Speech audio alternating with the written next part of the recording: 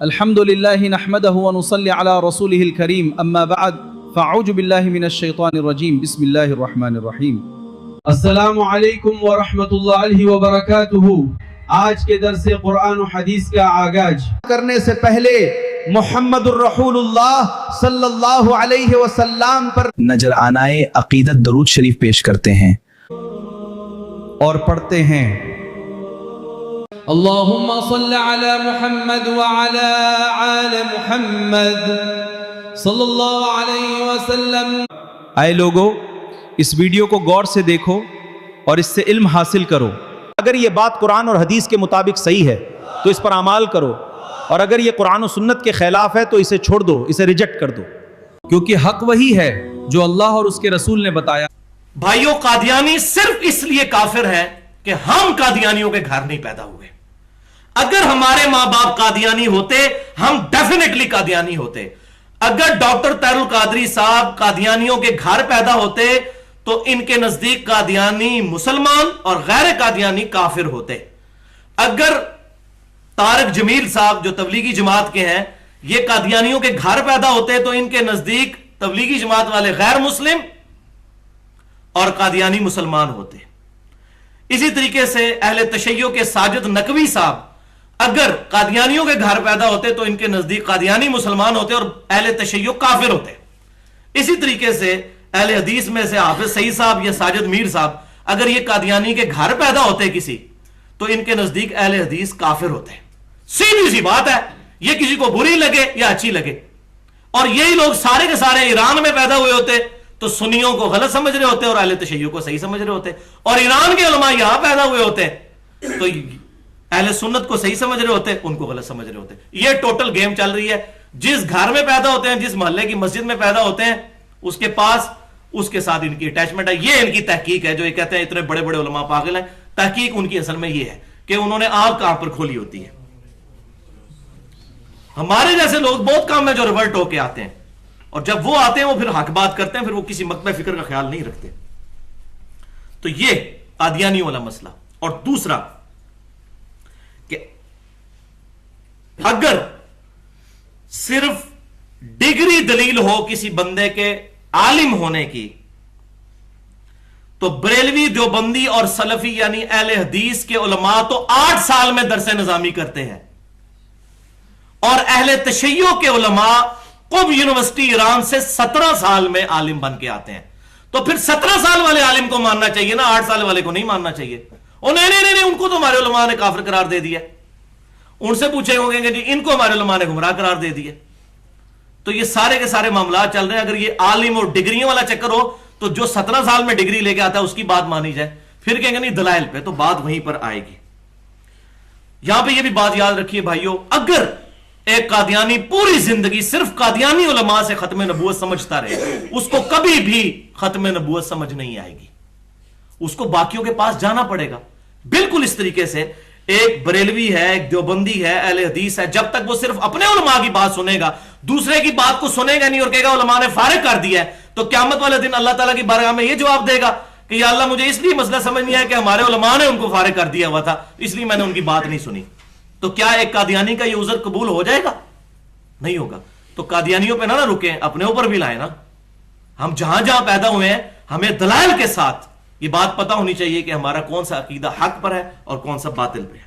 وَلِعَاذُ بِاللَّهِ تَعَالَى۔ بھائیو، میں نے تمام مکاتب فکر کو سٹڈی کیا ہے اور علا وجہ بصیرت یہ کہتا ہوں کہ ہر جگہ خیر کا کچھ نہ کچھ عنصر موجود ہے، اور ماشاءاللہ شر بھی تھوک کے حساب سے ہر مکتب فکر میں موجود ہے، شر کی بھی کمی نہیں ہے۔ اور اس کے پیچھے سب سے بڑی ریزن اس شر کو پھیلانے کی وہ ہے بھائیو روٹی۔ جس کا دین روٹی کے ساتھ جڑا ہوا ہے وہ کبھی بھی حق بات نہیں کر سکے گا۔ یہ آج جو یہ کہتے ہیں نا جی اتنے بڑے بڑے علماء مسئلہ بتا رہے ہیں، اور مسئلہ تو بھائی بتائیں گے، مسجد کمیٹی سے مار کھانی ہے۔ ایک بریلوی اور دیوبندی عالم نے اگر وہ بخاری اور مسلم سے نماز کا طریقہ پڑھ کے سنا دے جمعے کے خطبے میں، انہوں نے کہنا یہ تو فارغ ہو گیا۔ ایک اہل حدیث اگر جمعہ پڑھا دے کہ آندہ سے کوئی شخص ننگے ساتھ نماز نہیں پڑھے گا، نماز تو ہو جاتی ہے لیکن افضل یہی ہے، تو کمیٹی نے کہنا جناب یہ تو بریلویوں کی گلاں شروع کرتی ہیں انہوں نے۔ اسی طریقے سے اہل تشیع کا کوئی عالم ممبر پر چڑھ کر یہ کہہ دے کہ جب سیدنا و مولانا علی رضی اللہ تعالیٰ عنہ نے خوارج جو کہ حضرت علی کو کافر کہتے تھے ان کے جنازے بھی خود پڑھائے ہیں، ان کو اپنے ہاتھوں سے دفنایا ہے اور جنازے میں ان کے لیے دعائیں مغفرت کی ہے، تو صحابہ کرام علیہم رضوان ان کا تو مرتبہ بہت اونچا ہے، ان کے لیے دعائیں مغفرت کرنی چاہیے۔ چاہے جائے کہ ہم ان کے بارے میں گالی گلوچ کریں تو کہیں گے جس کا تو دماغ خراب کر دیا کسی سنی نے، تو اس کو نظر آئے گا کہ اب مجھے ممبر سے اتارا تو میرے بچوں کا کیا بنے گا۔ تو روٹی ہے پیچھے سارا مسئلہ، اور اس میں نے 1.5 گھنٹے کی گفتگو کی ہے۔ رزق حرام، فتنہ مال، دنیا پرستی کا انجام اور اس کا علاج، مسئلہ نمبر 51 کے نام سے اہل سنت پاک .com پر 1 گھنٹہ اور 35 منٹ کی گفتگو ہے۔ قرآن سے اکثر آیات کی روشنی میں بتایا کہ حرام خوری ہی علماء کی گمراہی کا سبب ہے، اور پرٹیکولر حرام خوری پہ جتنی آیات ہیں قرآن میں وہ ہیں ہی پرٹیکولر علماء کے بارے میں، وَلِعَاذُ بِاللَّهِ تعالی۔ لیکن یہ سارے مسئلے نا دنیا میں ہیں، دین کے اندر یہ سارے مسئلے دین کے اندر ہیں۔ کوئی مسئلہ بتاتا ہے وہ جی حضرت صاحب نے فرما دیا، دنیا کے معاملے میں نہیں ہے۔ دنیا میں تو بڑے بڑے حضرت صاحب ہیں، آپ کسی اسپیشلسٹ ڈاکٹر کے پاس جاتے ہیں، آپ کے دائیں ٹخنے میں درد ہے، اور وہ پاکستان میں ایک بڑے کسی ہاسپٹل کا ڈاکٹر ہے، اسپیشلسٹ ہے، وہ کہے جی ٹخنے میں آپ کے درد ہے، لیکن یہ درد جو ہے اس کو دور کرنے کے لیے آپ کی دائیں آنکھ نکالنی پڑے گی، تو آپ کو اسپیشلسٹ کی ڈگری اس وقت نظر آئے گی، آپ کہیں گے یار عقل کو تو نے کتوں ڈگری کی تھی ہو، تو درد میرا ٹخنے میں اور تو کہہ رہا آنکھ نکالنی پڑے گی۔ تو پھر دوسرے اسپیشلسٹ کے پاس جائیں گے، 2-3 سے گھومیں گے تو پتا چل جائے گا یار وہ تو پاگل تھا جو یہ کہہ رہا تھا۔ تو دنیا میں آنکھ نہیں نکلوائیں گے کسی اسپیشلسٹ، اتنے بڑے بزرگ، کیونکہ فَاسْأَلُوا أَهْلَ الذِّكْرِ إِن كُنتُمْ لَا تَعْلَمُونَ، اگر تمہیں علم نہیں تو اہل علم سے پوچھو۔ تو ڈاکٹری کی فیلڈ میں تو ڈاکٹر ہی اہل علم ہے نا، مولوی کو تو انگریزی بھی نہیں آتی، وہ تو ابھی تک اس چکر سے باہر نہیں آیا کہ یہ انگریزوں کی زبان ہے یا یہ مسلمانوں کی زبان ہے، اس کو تو بیچارے کو ابھی تک یہی بات سمجھ نہیں آئی ہے۔ ایک جیولوجی کا مسئلہ جیولوجسٹ بتائے گا، ایمبرولوجی کی فیلڈ کا بندہ جو ہے وہ گائنی کے مسئلوں کو حل کرے گا، یہ لیڈی ڈاکٹر جو گائنی کی ہوگی وہ گائنی کے ایشوز کو ریزالو کرے گی۔ یہاں پر بھی وہ ڈاکٹر کی بات نہیں مانیں گے بلکہ کہیں گے بھائی نہیں 2-3 سے مشورہ کرو۔ تو بھائیو دین کے معاملے میں بھی اگر کوئی عالم آپ کو غلط مشورہ دیتا ہے یا مجھ سے آپ کو ایسی بات سنتے ہیں جو آپ کے مکتبہ فکر سے ٹکراتی ہے، تو 3-4 علماء سے پوچھیں، ان کو کہ کتابیں دکھائیں، کتابیں کیا کہتی ہیں، اور اگر کتاب سپورٹ کر دے پھر کسی مولوی کا لحاظ نہ کریں، پھر اس کو منطقی انجام تک پہنچائیں کہ اتنی لمبی داڑیاں رکھ کے اور شلواریں اوپر کر کے اور اتنی بڑی بڑی پگڑیاں اور بڑی بڑی تسمیاں اٹھا کے یہ پبلک کو دھوکہ نہ دو، اپنی آخرت تو برباد کر رہے ہو، لوگوں کی آخرت نہ برباد کرو، خود تو جانا ہے دوزخ میں تم نے، ان اعمال کے سبب ہمیں نہ گھسیٹو، وَلِعَاذُ بِاللَّهِ تعالی۔ تو بھائیو جس کی روٹی دین کے ساتھ نہیں لگی وہی آپ کو حق بات بتائے گا، یہ میری بات پلے باندھ لیں۔ الحمدللہ فی الوقت تو میں اپنی ذات کے لیے دین سے 1 روپیہ کمانا بھی حرام سمجھتا ہوں، اور یہی بات ہے کہ مجھے کوئی پرواہ نہیں، میں نے حق بات کرنی ہے انشاءاللہ تعالی۔ اور میں اس ویڈیو کی وساطت سے بھی اور آپ لوگوں سے بھی ریکویسٹ کرتا ہوں کہ سب میرے لیے دعا کریں کہ وہ دن، کہ جس دن مجھے یہ خیال بھی آئے کہ مجھے اپنا سورس آف انکم دین بنانا ہے، اس سے 1 دن پہلے ہی اللہ تعالیٰ مجھے ایمان و عافیت کے ساتھ مدینہ شریف میں موت دے دے اور جنت البقیع میں مدفن نصیب کرے، یہ وقت کبھی نہ آئے، ورنہ حق بات ضمیر کا مجرم رہوں گا، اور قیامت والے دن اللہ تعالیٰ کی بارگاہ میں بھی وَلِعَاذُ بِاللَّهِ تعالی شرمندگی اٹھانی پڑے گی۔ اسی لیے الحمدللہ کوشش ہوتی ہے، اس محرم الحرام میں میں نے 2 گھنٹے 2 لیکچر 3 گھنٹے کے ریکارڈ کروائے ہیں۔ ایک لیکچر تھا 55B کے نام سے، وصی رسول کون ہے اور حدیث قرطاس، اس میں میں نے اہل سنت کے ہاں جو خرابیاں ہیں اور کچھ اہل تشیع کی بالکل ننگا کیا، کسی کا لحاظ نہیں کیا۔ اور دوسرا مسئلہ نمبر 66A جس میں میں نے اہل تشیع کے ہاں جو خرابیاں پائی جاتی ہیں محرم کے حوالے سے ان کو ایڈریس کیا، جو ان کی جائز بات ہے اس کو مانا ہے، جو غلط بات ہے اس کو ایڈریس کیا۔ تو ایک دائی کو یہی چاہیے کہ وہ پری ڈیٹرمنٹ ریزلٹس کے بغیر حق بات کرے۔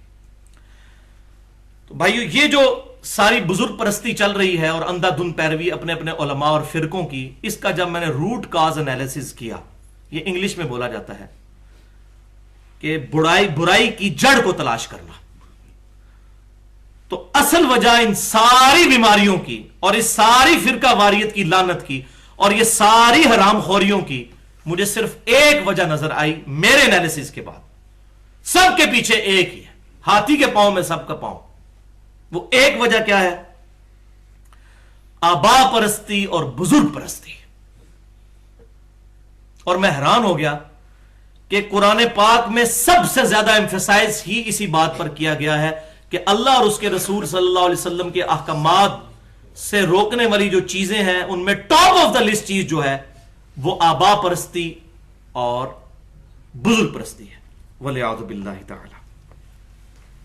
اور یہاں تک بات پہنچی کہ انبیاء کرام جو اللہ تعالیٰ کے ریپریزنٹیٹو تھے ان کی بات بھی کسی نے نہیں مانی, ہماری آپ کی کس نے سننی ہے جو اتنے معجزات کے ساتھ آئے. پہلی آیت سورۃ المائدہ آیت نمبر 104. بسم اللہ الرحمن الرحیم. وَإِذَا قِيلَ لَهُمْ تَعَالَوْا إِلَى مَا أَنزَلَ اللَّهُ وَإِلَى الرَّسُولِ, اور جب بھی ان کو کہا جاتا ہے کہ آؤ اس چیز کی طرف جو اللہ نے نازل کی اور آؤ رسول اللہ کی طرف صلی اللہ علیہ وسلم. آج بھی ہم ان کو کہتے ہیں آؤ رسول اللہ کو اپنا امام مانے, تو وہی جواب جو وہ کہتے تھے. قالوا حسبنا ما وجدنا علیہ آباءنا, وہ کہنے لگے ہمیں کافی ہے جس پر ہم نے اپنے آباء و اجداد کو پایا, سانو تو ضرورت نہیں, یہ تو ہمارے بزرگوں نے بہت پہلے مسئلے حل کر دیے ہوئے ہیں, ان کو نہ چھیڑے. بہار شریعت میں مفتی امجد علی صاحب نماز کا چیپٹر جب لکھتے ہیں, احمد بریلوی صاحب کے خلیفہ, تو کچھ حدیثیں لکھتے ہیں اور اوپر نوٹ لکھ دیتے ہیں کیونکہ دل تو ملامت کرتا ہے. وہ کہتے ہیں ان حدیثوں سے میرا کوئی مقصد نماز کا طریقہ ثابت کرنا نہیں ہے اور نہ اس کی ضرورت ہے, کیونکہ ان کی حدیثوں کا ان کی نماز کا طریقہ ثابت ہی کوئی نہیں ہوتا. تو کہ یہ میں صرف حصول برکت کے لیے چند حدیثیں لکھ رہا ہوں. رہا مسئلہ نماز کے طریقے کا, تو ہمارے بزرگوں نے بہت پہلے یہ مسئلہ, میں اس کو بریکٹ میں کہتا ہوں, برباد کر دیا ہوا ہے. ان کا یہ بہت پہلے مسئلے حل کر دیے ہوئے ہیں, تو لہذا اب حدیثیں پڑھنے کی ضرورت ہی نہیں ہے. ماشاءاللہ, اس عقل پر ماتم ہی کیا جا سکتا ہے اگر جائز ہوتا تو. اولو کان آباؤہم لا یعلمون شیئا ولا یہتدون, تو اللہ کے اب کمنٹس ہیں, بھلا کیا اگر ان کے آباء و اجداد کوئی چیز کا علم نہ رکھتے ہوں اور نہ وہ ہدایت پر ہوں تب بھی انہی کی پیروی کیے جائیں گے؟ نہ علم ہے نہ ہدایت ہے, تب بھی کہہ رہے ہیں نہیں ہم نے ان کے پیچھے چلنا ہے. وَلِعَوْذُ بِاللَّهِ تَعَالَى. اور دوسری آیت ہے سورہ لقمان کی آیت نمبر 21. وَإِذَا قِيلَ لَهُمْ, اور جب ان سے کہا جاتا ہے اتبعوا ما انزل اللہ, کہ پیروی کرو اس کی جو اللہ نے تمہاری طرف نازل کیا, یعنی کتاب اللہ. کہتے ہیں قالوا بل نتبع ما وجدنا علیہ آباءنا, وہ کہتے ہیں نہیں نہیں بلکہ ہم تو اس کی پیروی کریں گے جس پر ہم نے اپنے آباء و اجداد کو پایا ہے. اب اللہ تعالیٰ کی طرف سے گاڑا فتویٰ ہے, اولو کان الشیطان یدعوہم الی عذاب السعیر, کیا بھلا اگر شیطان ان کو دوزخ کے عذاب کی طرف بلا رہا ہو اپنے بزرگوں کے پیچھے چلنے کی وجہ سے, تب بھی اپنے بزرگوں کے پیچھے ہی چلتے جائیں گے. اب دیکھ لیں, یہ دوزخ کا فتویٰ میں نے نہیں لگایا. وہی بات ہے کہ اگر ایک قادیانی پوری زندگی قادیانی علماء سے ختم نبوت پوچھتا رہے گا, اس کو کب ختم نبوت سمجھ آئے گی؟ باقیوں سے پوچھنا ہوگا. اسی طریقے سے ایک بریلوی, دیوبندی, سلفی, اہل حدیث یا اہل تشیع کو بھی باقیوں کی بات سننی ہوگی, تبھی تو پتا چلے گا ہمیں کہاں پر غلطی لگی اور دوسرے کہاں پر غلط ہے یا درست ہے. علمی پوائنٹ نمبر 2. بھائیو, اب الحمدللہ قرآن کی ان آیات کی روشنی میں ہمیں ایک بات تو بالکل واضح کلیئر ہو گئی کہ اللہ تعالیٰ اور اس کے رسول صلی اللہ علیہ وسلم اور اس کی کتابوں اور وحی کے ساتھ جو مخالفت لوگوں کی سامنے آئی, اس کی واحد وجہ آبا پرستی اور بزرگ پرستی ہے. اب یہاں حیران کن بات ایک اور سامنے آئے گی پوائنٹ نمبر 2 میں, کہ جو آبا پرستی اور بزرگ پرستی ہے اس کے پیچھے ڈرائیونگ فورس کیا ہے, کون اس سارے کے سارے سسٹم کو لے کر چل رہے ہیں. تو آپ کو حیرانگی ہوگی کہ انبیاء کرام علیہ السلام کے ماننے والے جو کتابوں کو اور انبیاء کو حق مانتے ہیں, ان کے اندر بھی اس لیول کی گمراہی موجود ہے قرآن کی روشنی میں کہ انہوں نے انبیاء کرام کا انکار کر دیا, انبیاء کے ماننے والوں نے ماننے کے باوجود انکار کر دیا. اور وہ ڈرائیونگ فورس کیا؟ ان کے علماء کرائم, علماء کرام نہیں, مجرم علماء, علماء کرائم.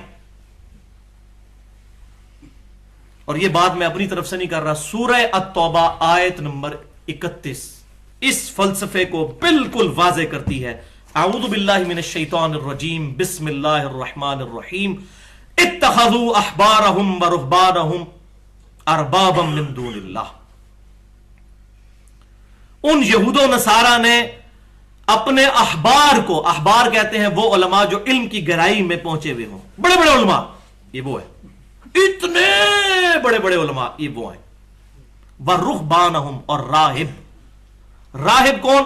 جو سب کچھ چھوڑ چھاڑ کے دنیا سے الگ دور دراز علاقوں میں عبادت میں مشغول ہو جاتے تھے، جسی کی ایک بگڑی ہوئی شکل ہمارے ہاں بھی تصوف کے اندر آئی.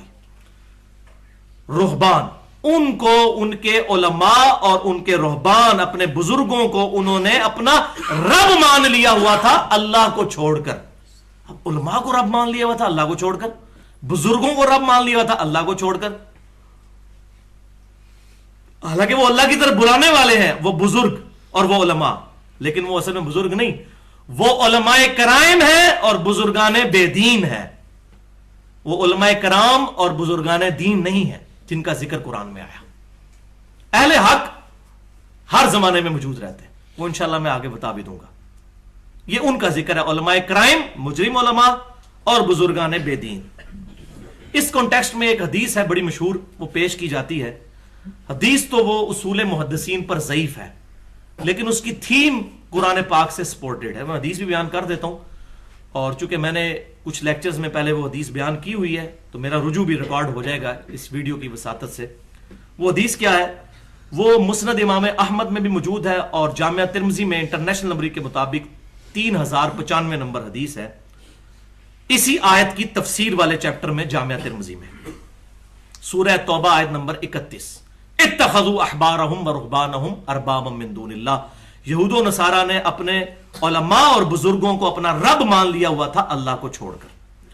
وہ حدیث کیا ہے کہ سیدنا عدی ابن حاتم رضی اللہ تعالیٰ عنہ، جو پہلے عیسائی تھے، ان کے والد حاتم تائی کے یہ بیٹے ہیں، یہ مسلمان ہو گئے، صحابی ہیں الحمدللہ. یہ نبی صلی اللہ علیہ وسلم کے پاس آئے اور کہا یا رسول اللہ صلی اللہ علیہ وسلم، قرآن میں ایک آیت ہے مجھے وہ سمجھ نہیں آئی کہ علماء کو، یہود و نصارہ نے علماء اور اپنے بزرگوں کو اپنا رب مان لیا ہوا تھا اللہ کو چھوڑ کر، تو ہم نے تو کبھی اپنے علماء کی پوجا نہیں کی.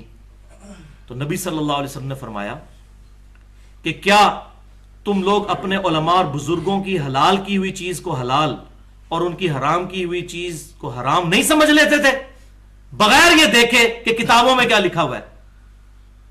ان کا یا رسول اللہ ایسا ہی تھا. تو فرمایا یہی تو اپنے علماء کو رب ماننا ہے. اچھا، اس کو کچھ علماء نے کہا کہ یہ صحیح حدیث ہے، لیکن اصول محدثین پہ یہ روایت ضعیف ہے. اس میں ایک راوی ہے غطیف بن اعین، یہ جمہور محدثین کے نزدیک ضعیف ہے، اور خود امام ترمذی نے بھی اس حدیث کو نقل کر کے اس راوی کے اوپر جرح کی ہے کہ یہ راوی جو ہے کمزور راوی ہے حدیث میں. لیکن یہ تھیم بالکل پرفیکٹ ہے، اور الحمدللہ میں بڑا پریشان تھا تو میں نے جب یہ حدیث مجھے پتا چلا ضعیف ہے تو میں نے قرآن پاک میں تلاش کیا کہ اس تھیم پہ مجھے کچھ آیات ملے، تو 2 آیات مجھے ایسے مل گئیں جس سے یہ تھیم بالکل کھل کر سامنے آتی ہے کہ یہ تھیم بالکل ٹھیک ہے. اور وہ آیت ہے سورۃ الاحقاف کی آیت نمبر 4، بسم اللہ الرحمن الرحیم. یہود و نصارہ اور مشرکین مکہ جب نبی صلی اللہ علیہ وسلم کے ساتھ بحث کرتے تھے تو نبی صلی اللہ علیہ وسلم کو اللہ تعالیٰ نے ایک چیز سکھائی کہ آپ فرمائیے ایتونی بکتاب من قبل ھذا، ایتونی بکتاب من قبل ھذا او اثارۃ من علم ان کنتم صادقین. اے محبوب صلی اللہ علیہ وسلم اگر یہ بحث کرتے ہیں تو ان کو فرماؤ کہ تم اگر اس کتاب کو نہیں مانتے تو اس کتاب سے پہلے جو تمہاری کتابیں نازل ہوئی ہیں یا آثار ہیں علم کے، تمہارے انبیاء کے جو آثار احادیث چلتی آ رہی ہیں، ان میں کوئی بات موجود ہے تو وہ لا کر مجھے پیش کرو. یہ باتیں نہ میرے ساتھ کرو کہ بزرگ فرماتے ہیں، حضرات فرماتے ہیں، علماء دین فرماتے ہیں. کتاب لے کر آؤ یا علم کے آثار چلتے آ رہے ہوں انبیاء کرام کے، اگر تم سچے ہو. لہذا قرآن نے یہ بات بالکل واضح کر دی کہ یہ بزرگ فرماتے ہیں، علماء فرماتے ہیں، اتھارٹی نہیں، بلکہ جو کچھ کتابوں میں لکھا ہوا ہے اور صحیح سند کے ساتھ آئے وہ چیز اتھارٹی ہے. اور دوسری آیت اس کانٹیکسٹ میں سورہ آل عمران کی 19 نمبر آیت، یہ تو فلسفے کو بالکل واضح کر دی. بسم اللہ الرحمن الرحیم، ان الدین عند اللہ الاسلام. the only acceptable religion in the sight of Allah is Islam. بے شک اللہ کے حضور قابل قبول دین صرف اسلام ہے. آگے کیا چلتا ہے؟ وَمَا اخْتَلَفَ الَّذِينَ أُوتُوا الْكِتَابَ إِلَّا مِن بَعْدِ مَا جَاءَهُمُ الْعِلْمُ بَغْيًا بَيْنَهُمْ.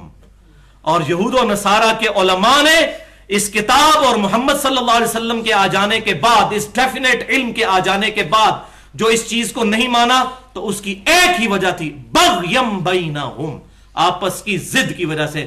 میں اس کی بات کیوں مانوں، یہ میری بات مانے. جس کو ایڈلر کی سائیکالوجی میں آج جدید دور میں کہا جاتا ہے ارجڈ ٹو ڈومینیٹ، کہ ہر بندے کے اندر یہ بیماری ہے کہ وہ چاہتا ہے کہ لوگ میرے پیچھے چلیں، میں کیوں کسی کے پیچھے چلوں.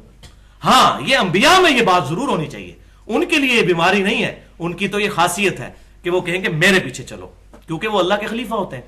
ان کے علاوہ کوئی شخص یہ نہیں کہہ سکتا کہ میری پیروی کرو. ہاں شیطان ہو جائے اگر تو علیحدہ بات ہے. ہاں وہ یہ کہہ سکتا ہے کہ میری پیروی اللہ اور اس کے رسول کے احکامات کے اندر اندر کرو، مشروط ریلیٹو اطاعت، ایبسولوٹ اطاعت نہیں. اگر کوئی ایبسولوٹ اطاعت کہتا ہے اپنی تو وہ بندہ پھر راہ حق سے ہٹ چکا ہے، والعیاذ باللہ تعالی. تو اللہ تعالیٰ فرماتا ہے انہوں نے آپس کی ضد کی وجہ سے نبی صلی اللہ علیہ وسلم کا بھی انکار کیا. کنہوں نے؟ انبیاء کرام کے ماننے والوں نے. ان کی کتابوں میں آج بھی اولڈ ٹیسٹیمنٹ اور نیو ٹیسٹیمنٹ میں ہمارے پروفٹ صلی اللہ علیہ وسلم کی پریڈکشنز موجود ہیں.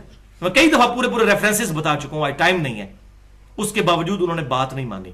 تو اللہ تعالیٰ کا آگے سے غضب کیا ہے؟ وَمَن يَكْفُرْ بِآيَاتِ اللَّهِ، تو جو کوئی پھر جان بوجھ کے اللہ کی آیات سے کفر کرے گا، فَإِنَّ اللَّهَ سَرِيعُ الْحِسَابِ، تو بے شک اللہ بڑا جلد حساب لینے والا ہے. دھمکی ہے اس کے اندر کہ دنیا کے اندر موجے مار لو، آخرت میں تمہاری پکڑ ہونے والی ہے، والعیاذ باللہ تعالی. تو بھائیو، نبی صلی اللہ علیہ وسلم جیسی مبارک ہستی دنیا میں موجود اور علماء نے ان کی بات نہیں مانی. کیوں؟ علماء یہود کے پیروکار کہتے تھے اتنے بڑے بڑے بزرگ پاگل ہیں، اور واقعی نبی صلی اللہ علیہ وسلم کے مقابلے پہ تو عمر میں وہ بہت بڑے تھے. 80 90 سال کے بابے جو ہیں وہ خیبر کے قلعوں میں بیٹھے ہوئے تھے، ان کے بڑے بڑے علماء یہود. نبی صلی اللہ علیہ وسلم کی تو ہارڈلی عمر اس وقت 52 سال تھی، اور آپ صلی اللہ علیہ وسلم کی تو داڑھی مبارک بھی وفات تک سفید نہیں ہوئی، مکمل ہی کالی تھی. بخاری اور مسلم کے الفاظ ہیں کہ آپ صلی اللہ علیہ وسلم کی وفات کے وقت انس ابن مالک کہتے ہیں 20 سے زیادہ بال سر اور داڑھی کے ملا کے سفید نہیں تھے، 20 سے بھی کم تھے. یہ حضور کا معجزہ تھا، کیونکہ کالی داڑھی خوبصورتی کی نشانی ہے. تو آپ صلی اللہ علیہ وسلم کی داڑھی سفید ہوئی نہیں کبھی، سوائے چند ایک یہ کن پٹی پہ بال اور یہ ایک دو بچی پہ اور کچھ سر کے. 20 سے زیادہ میرے سفید ہو چکے ہیں. یہ آپ کا معجزہ تھا. تو یہ کہتے تھے اتنے بڑے بڑے بزرگ ہمارے، وہ غلط ہے اور یہ کل کا نوجوان ٹھیک ہے. ان کے لیے تو نوجوان ہی تھا نا جی. 80 سال کے بابے کے مقابلے پہ 50 52 سال والے بندے کی کیا عمر ہوتی ہے. تو انہوں نے نبی صلی اللہ علیہ وسلم کا بھی انکار کر دیا. یہ ایسی بیماری ہے آبا پرستی اور بزرگ پرستی کہ انبیاء اکرام علیہ السلام کی مخالفت پر لوگ اتر آتے ہیں، آنکھوں کے آگے ایسی پٹی باندھ دی جاتی ہے، والعیاذ باللہ تعالی. اور بھائیو یہ نہ سمجھیے گا یہ صرف یہود و نصارہ کی باتیں ہو رہی ہیں. بخاری اور مسلم کی متفق علیہ حدیث ہے، اور یہ حدیث تقریباً دنیا کی تمام احادیث کی کتابوں میں موجود ہے کہ آپ صلی اللہ علیہ وسلم نے فرمایا بے شک تم بھی، اور ترمذی کے الفاظ ہیں اللہ کی قسم تم بھی اسی رستے پر چل پڑو گے قدم با قدم، بالشت بر بالشت، جس پر اگلے گزرے ہوئے لوگ چلے. اگر ان میں سے کوئی گوہ کے سوراخ میں داخل ہوا تو تم بھی یہی کام کرو گے. صحابہ کرام نے پوچھا یا رسول اللہ صلی اللہ علیہ وسلم یہ اگلے لوگوں سے مراد کیا یہود و نصارہ ہے؟ تو آپ صلی اللہ علیہ وسلم نے فرمایا کہ اگر یہود و نصارہ مراد نہیں تو اور کون سے لوگ ہیں؟ یعنی یہود و نصارہ کی ساری برائیاں اس امت میں بھی پیدا ہوں گی، کیونکہ بیسک ہیومن انسٹنکٹ وہی ہے، بیماری وہی چلتی آ رہی ہے. کتاب و سنت میں جتنی خرابیاں ان کے علماء اور بزرگوں میں تھیں وہ اس امت میں بھی آئیں گی. نبی صلی اللہ علیہ وسلم نے کیٹاگوریکل مینشن کر دیا، لیکن لوگوں کی تسلی نہیں ہوتی ہے. اللہ سچ کو پہچاننے اور اس پر اعمال کرنے کی توفیق عطا فرمائے. وآخر دعوانا ان الحمد للہ رب العالمین. السلام علیکم. اللہ حافظ. اللہ حافظ. اللہ حافظ.